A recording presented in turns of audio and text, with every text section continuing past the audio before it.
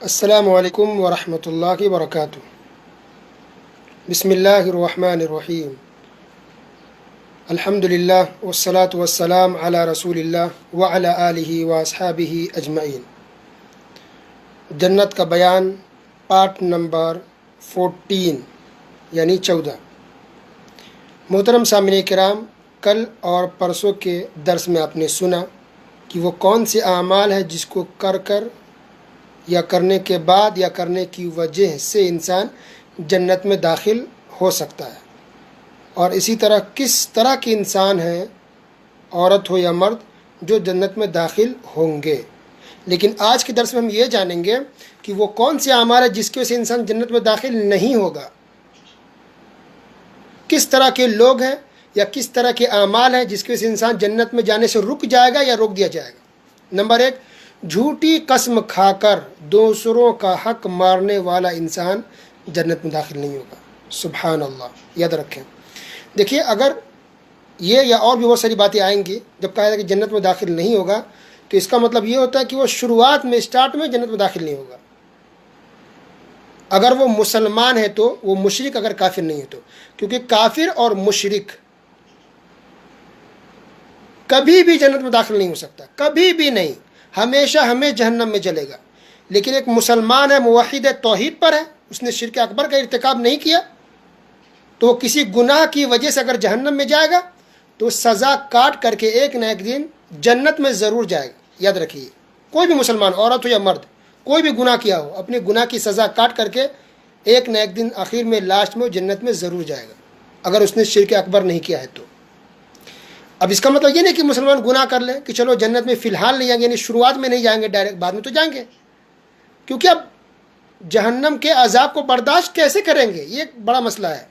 دنیا میں ہمیں جب مصیبت آتی ہے، بیمار پڑتے ہیں، کوئی پریشانی آتی ہے، مار پیٹ ہوتی ہے، جھگڑا ہوتا ہے، کتنا پریشان ہو جاتے ہیں، پھر جہنم کے آگ کو ہم برداشت کیسے کر پائیں گے، قبر کے عذاب کو ہم کیسے سہ پائیں گے۔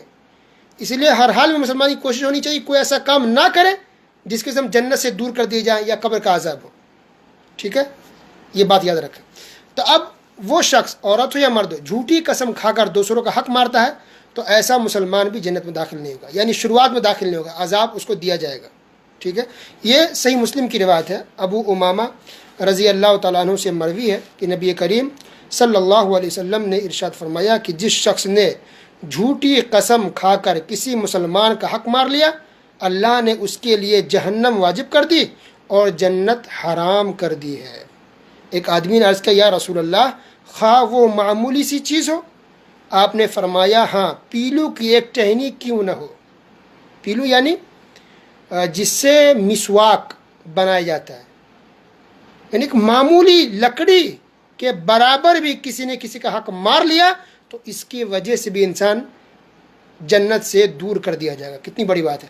اب اندازہ کسی کا زمین ہڑپ لیتے ہیں یا جائیداد وراثت کی بات آتی ہے تو کسی بھائی کو محروم کر دیا جاتا ہے۔ عام طور پہ بہنوں کو وراثت میں حق دیا ہی نہیں جاتا ہے۔ آج بھی بہت سی جگہوں پر لوگ اپنی بہنوں کو وراثت میں حصہ نہیں دیتے، بھائی آپس میں تقسیم کر، بہنوں کو نہیں دیتے، تو زمین ہڑپ کر رہے ہیں، گھر ہڑپ کر رہے ہیں، ترکہ کو لے رہے ہیں، تو اس پر کتنا سخت عذاب ہوگا اس کا اندازہ لگائیے کہ ایک معمولی لکڑی بھی کوئی ہڑپ کر لے، کسی کا مار لے، تو وہ بھی جہنم میں، وہ بھی جہنم میں جائے گا اور جنت سے محروم کیا جائے گا۔ سبحان اللہ۔ اسی طرح بیہقی کی روایت ہے، اللہ کے رسول صلی اللہ علیہ وسلم نے ارشاد فرمایا کہ جس آدمی کی پرورش، جس کی غذا حرام چیز کے ذریعے ہوئی ہے، حرام چیز کے ذریعے جس کی پرورش ہوئی ہے، جو پلا بڑھا ہے، ایسا شخص بھی جنت میں داخل نہیں ہوگا۔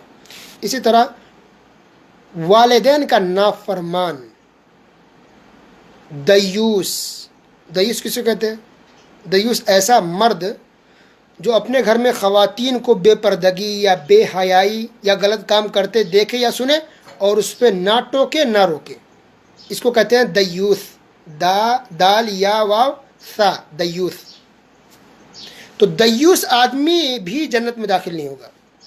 تو دیوس کون؟ جیسا آپ نے سنا کہ اس کی ماں ہو یا بیٹی ہو یا بہن ہو یا بیوی، کوئی بھی گھر کی خواتین ہے، وہ بے حیائی کا کام کر رہی ہے، بے پردہ آتی جاتی ہے، پردہ نہیں کرتی ہے، غیر محرم کے سامنے آ رہے، غیر محرم سے بات کرے، اس کو پتہ ہے بے حیائی ہو رہی ہے، پھر بھی وہ مرد چپ ہے، خاموش ہے، تو وہ گنہگار تو عورت اور لڑکی ہوگی ہی، ساتھ میں اس مرد کو بھی جنت سے محروم کر دیا جائے گا۔ اللہ اکبر۔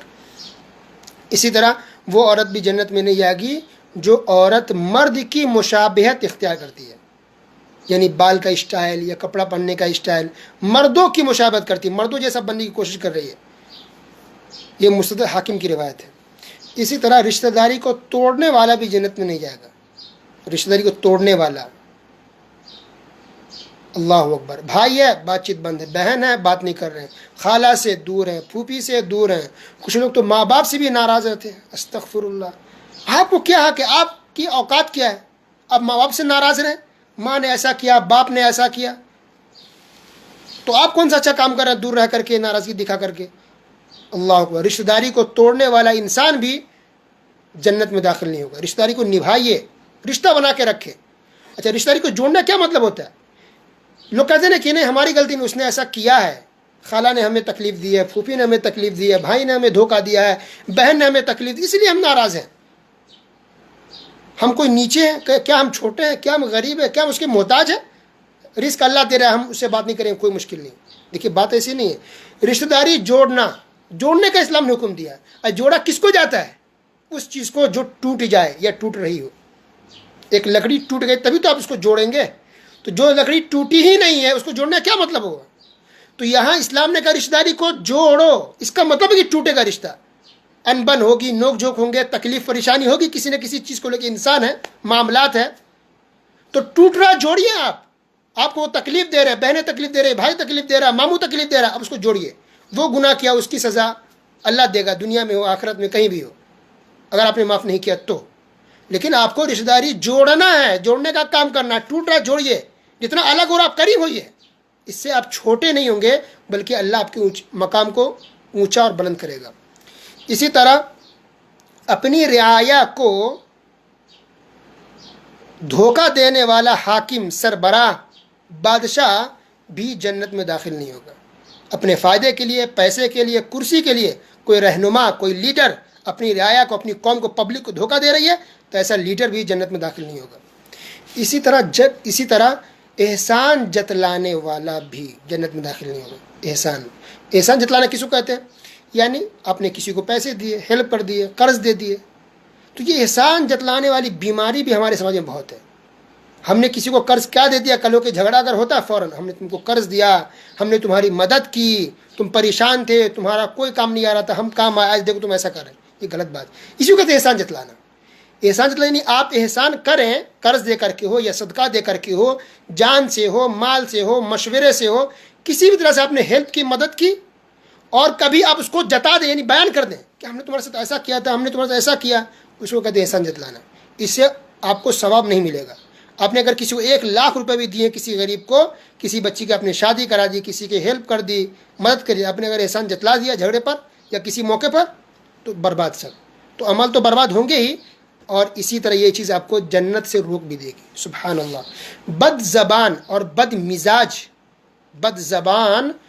بد مزاج شخص بھی جنت میں داخل نہیں ہوگا، چاہے وہ عورت ہو یا مرد۔ بد مزاج معلوم ہے اس کا ایک دم سخت ہو، کڑوا ہو، ہمیشہ چہرے کو کڑوا رکھنا، سخت رکھنا، بات بات پہ جھگڑے کرنا، چھوٹی بات کو بڑا کر کے بیان کرنا، دل میں کوئی رحم نہیں، کوئی شفقت نہیں چھوٹے بچوں سے، بڑے کا عزت نہیں، احترام نہیں، چڑچڑاپن، ہمیشہ کچر کچر کچر، لڑائی جھگڑے، سب مزاج کرکڑا، ایسا لگتا ہے کہ اس نے کریلا کھایا ہو۔ یہ بد مزاج شخص بھی، عورت ہو یا مرد، وہ بھی جنت میں داخل نہیں ہوگا۔ انسان مسلمان کا کام ہے اس کی زبان میٹھی ہو، اخلاق اچھے ہو، اچھے سے بات کرے۔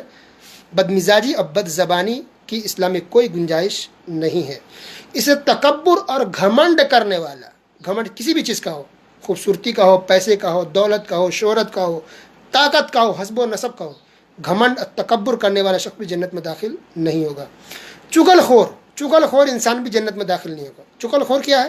چغلی کرنا، یعنی ایک انسان کسی کی بات کو، ادھر کی بات ادھر کرے، ادھر کی بات ادھر کرے، تاکہ فساد ہو، لڑائی ہو، جھگڑے ہوں، اس کو چغلی کہتے ہیں، چغل خوری کرنا، یہ بھی بہت بڑا گناہ ہے۔ لا يدخل الجنت قطات، صحیح بخاری صحیح مسلم کی روایت، اللہ کے رسول صلی اللہ علیہ وسلم نے ارشاد فرمایا چغل خوری کرنے والا جنت میں داخل نہیں ہوگا۔ ایک اور حدیث اللہ کے رسول صلی اللہ علیہ وسلم نے ارشاد فرمایا کہ قبر کے اندر عذاب دیا جا رہا ہے دو شخص کو. اس میں سے ایک شخص ایسا ہے جو دنیا میں چغل خوری کرتا تھا، تو اس کو قطات بھی کہا گیا، اس کو نمام، نمیمہ، چغل خوری کرنے والا. تو چغل خوری کرنے والوں کو قبر کے اندر سخت عذاب دیا جاتا ہے. اللہ اکبر. کبھی بھی اللہ کا چغل خوری نہ کرے، اس کی بات ادھر، ادھر کی بات ادھر، اس سب میں اپنا پڑے، اصلاح کر دے، ملا دے، معاملے کو رفع دفع کرے، ورنہ اسے ہٹ جائے. ادھر کی بات ادھر کرنا کسی فائدے کے لیے ہو یا انتقام بدلہ لینے کے لیے ہو یا کوئی بھی ریزن ہو، چغل خوری کرنا یہ بہت بڑا گناہ ہے، جنت سے آپ کو روک دے گی. اور آخری بات آج کے درس میں یہ کہ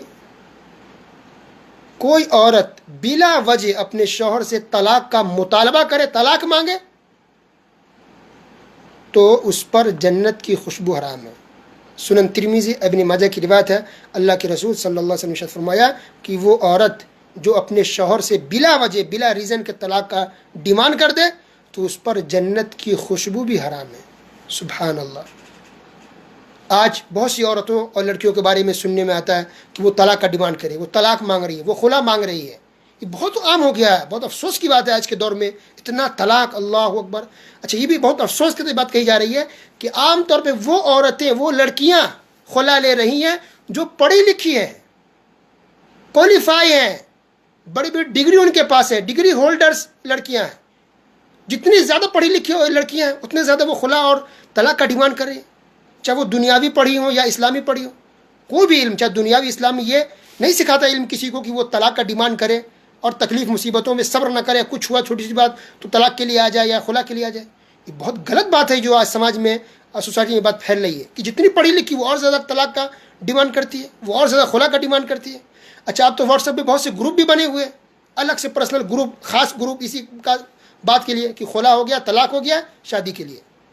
اس میں باقاعدہ لوگ لکھ کے دیتے ہیں کہ ٹیکن خلا ان شارٹ ٹائم، بہت کم مختصر وقت میں خلا لے لیا گیا ہے. ایک لڑکی ہے پڑھی لکھی، لکھا ہوا پورا، بی ایس سی کی ہے، بی اے کی ہے، ایم بی اے کی ہے، بی ایڈ کی ہوئی لڑکیاں ماشاء اللہ، اتنی پڑھی لکھی، اس نے خلا لے لیا بہت کم مختصر وقت میں. تو ایسا لکھ کے دیتے ہیں مختصر وقت میں خلا لیا، ایسا لگتا ہے اس نے کوئی کارنامہ انجام دیا ہے ماشاء اللہ، کوئی لگتا ہے ملک کو فتح کیا ہے، کوئی اسلام کے لیے کوئی خدمت کی ہے. نعوذ باللہ. یہ بہت افسوس کی بات ہے، شرمندگی کی بات ہے کہ کوئی لڑکی خلا لے اور لکھ رہی ہے کہ شارٹ ٹائم میں ہمارا خلا ہوا ہے، کہ لڑکی کا خلا ہو گیا ہے. تو یہ خلا لینا، طلاق دینا لینا، یہ کوئی کھیل نہیں ہے. تو اللہ کے رسول صلی اللہ علیہ وسلم نے کہا کہ کوئی مطالبہ کر رہی ہے تو اس پر جنت کی خوشبو بھی حرام ہے بلا وجہ کو کر رہی. تو چھوٹی باتوں کے لیے خلا طلاق نہیں ہوتا. ہاں، خلا لینے کا حق اسلام نے دیا ہے لیکن غلط اس کا استعمال نہیں ہونا چاہیے. خلا تب ہے جب کوئی لڑکا مثلا بے نمازی ہے، مثلا شرابی ہے، یا چور نکل گیا، یا حقوق کو ادا نہیں کر رہا ہے، خرچے نہیں دے رہا ہے، یا خواہ جو میاں بیوی کے حقوق ہوتے اس کو ادا نہیں کر رہا. بڑا کوئی ریزن ہونا چاہیے، بڑا ریزن جو سمجھانے کے باوجود، صلح کرنے کے باوجود وہ ٹھیک نہیں ہو رہا ہے. تو آخری سٹیج ہے یہ خلا لینا، آخری سٹیج ہے طلاق کی، گزر بسر نہ ہو پائے، زندگی جہنم بن جائے تو اسلام نے یہ طلاق کا خلا دیا. آخری سٹیج ہے یہ کہ انسان کی زندگی جہنم نہ بنے، ایک دوسرے کی زندگی برباد نہ ہو، تو بچانے کے لیے ایک راستہ دکھایا گیا خلا. طریق یہ نہیں کہ اس کو انسان فیشن بنا لے اور چھوٹی چھوٹی بات پر طلاق اور خلا کی بات کر لے. تو ایک بات تو یہ کہ غلط ہے بالکل یہ طریقہ ڈیمانڈ کرنا. اب سوچئے کہ جس بیوی کو یہ جائز نہیں ہے کہ وہ چھوٹی بات کے لیے یا بلا وجہ طلاق کا ڈیمانڈ کرے، اس کے لیے جائز نہیں ہے، تو کسی اور عورت کے لیے کیسے جائز ہوگا کہ وہ یہ کہے کہ تم اپنی بیوی کو طلاق دے دو تو ہم شادی کریں گے، یا کسی لڑکی کے گھر والا یہ ڈیمانڈ کرے کہ تم پہلی بیوی کو چھوڑ دو تو ہم شادی کریں گے. کتنا بڑا گناہ ہوگا، اب سوچیے. یا کسی کے پاس دو بیوی ہے، ایک بیوی کہے نہیں تم پہلی بیوی کو، یا دوسری بیوی کہے، یا پہلی بیوی کہے تم دوسری کو چھوڑ دو. یعنی بیوی کو بھی حق نہیں حاصل نہیں کہ کسی کو کہے یا شوہر کہے کسی دوسری بیوی کو تم چھوڑ دو، یہ بھی جائز نہیں ہے، بدرجہ اولا جائز نہیں ہے. پھر ایک باہر کی لڑکی ہو جو شادی کرنا کی خواہش رکھتی ہے، شادی کرنا چاہ رہی کوئی عورت یا لڑکی، اب وہ ڈیمانڈ یا شرط رکھے یا کہے کہ نہیں تم پہلی بیوی کو چھوڑ دو، اگرچہ اس کے اندر کچھ کمی ہے، اگرچہ اس کے اندر خرابی ہے، اگرچہ اس کے اندر گڑبڑی ہے، پھر بھی اس کو حق حاصل نہیں ہے. اور نہ اس لڑکی کے گھر والوں کو حق حاصل ہے کہ یہ ڈیمانڈ کرے کہ تم پہلی بیوی کو چھوڑ تب شادی ہوگی.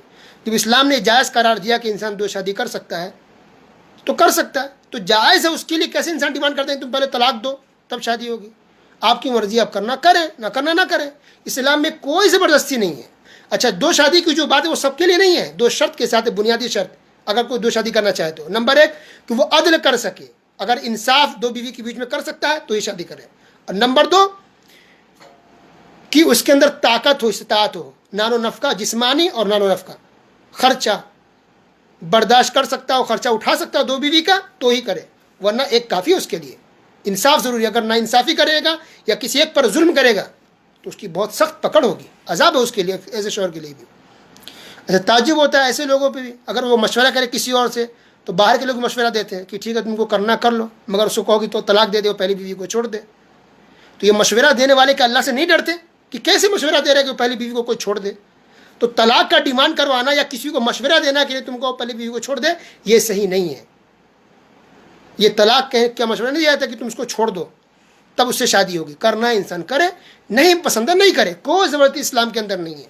لیکن طلاق دلوانا, اچھا اس حدیث جو ہے منع کیا گیا, اب دیکھ لیتے حوالے کے ساتھ. صحیح بخاری حدیث نمبر 4857 اور صحیح مسلم حدیث نمبر 1413. اللہ کے رسول صلی اللہ علیہ وسلم نے ارشاد فرمایا لا يحل لامرأة تسأل طلاق اختها, یہ کسی عورت کے لیے حلال نہیں ہے کہ وہ اپنی بہن کی طلاق کا سوال کرے.